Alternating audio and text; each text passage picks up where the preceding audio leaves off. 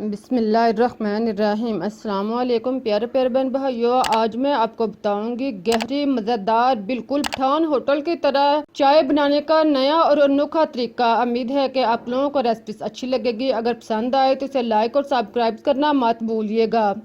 तो इसके लिए आप चूल्हे पर बर्तन रखें, इसमें आप 1 गिलास पानी शामिल कर लें।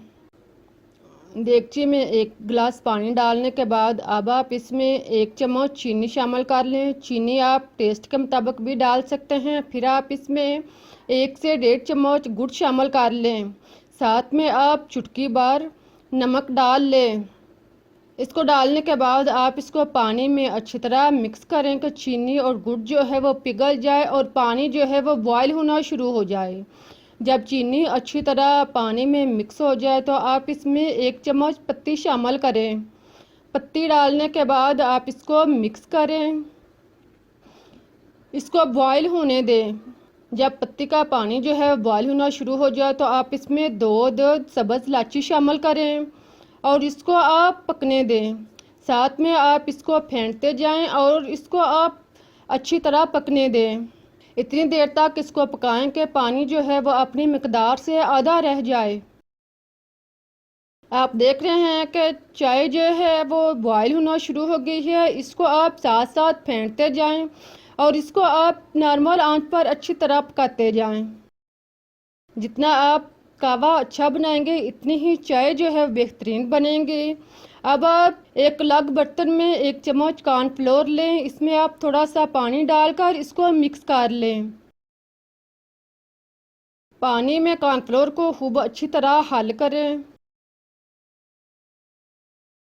आप देखें इस तरह इसको तैयार करने के बाद अब आप चाय देखें कि हमारी जो है वो बॉयल हो रखी है और पानी जो है वो अपनी मकदार से आधा रह चुका है। तो आप इसमें कॉर्नफ्लोर शामिल कर दें। पानी मिला कॉर्नफ्लोर डालने के बाद आप इसको मिक्स करें और इसको पकने दें। ख्याल रहे कि कॉर्नफ्लोर आपने ज़्यादा नहीं डालना, अगर ज़्यादा डालेंगे तो ये गहरा हो जाएगा, जम जाएगी।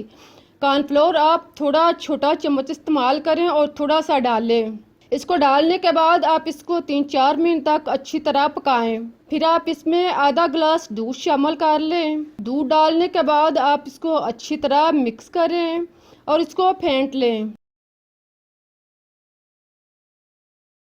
इसी तरह आप इसको फेंटते जाएं कि चाय जो है वो जोश में आना शुरू हो जाए, बॉयल होना शुरू हो जाए। तो आप इसी तरह इसको फेंटते रहें। इसे आप इसी तरह पकाते रहें 4-5 मिनट तक इसको आप इसी तरह पकाएं।